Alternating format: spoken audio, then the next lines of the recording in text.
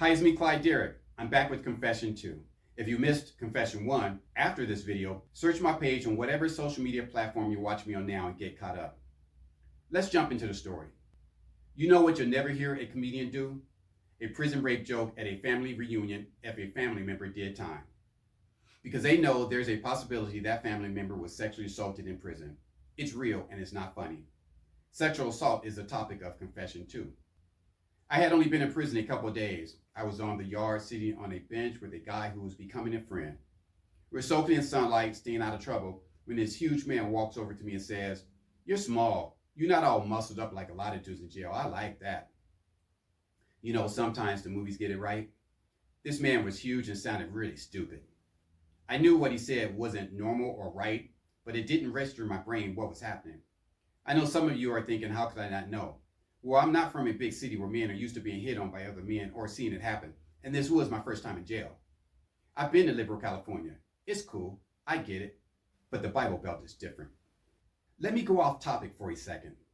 This has nothing to do with the story. I just want to explain the difference between a big city like Los Angeles and the Bible Belt.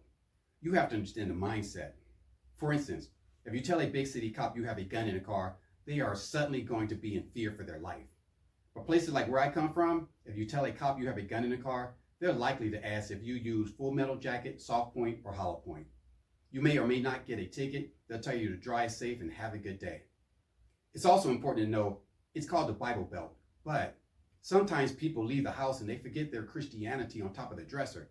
But you know what they never leave at home? Their guns. Anyway, back to the story. My new friend explained to me what was being said, and I was scared, real scared. This was not going to be a bar pickup where I could say no, thank you. This was going to be a violent act against my butt. I didn't sleep at all that night. How could I? All I could think about was a man sticking something where it didn't belong. I thought about it all night and stayed in prayer. I have to admit, even though everything Sash did was part of her con, she still made me feel like I wasn't alone in this life. That night, I did miss Sass. On the other hand, it's funny how much you hear from God when there's not a soul-stealing she-devil lying next to you. I'm not going to lie, I cried a lot that night. Quiet tears, but yeah, a lot. But I will always believe I was given guidance that night because I woke up a man with a plan. I knew exactly what to do. It's amazing how much clarity you'll find when your anus virginity is sadly on the line. Well, that's it. That's Confession 2.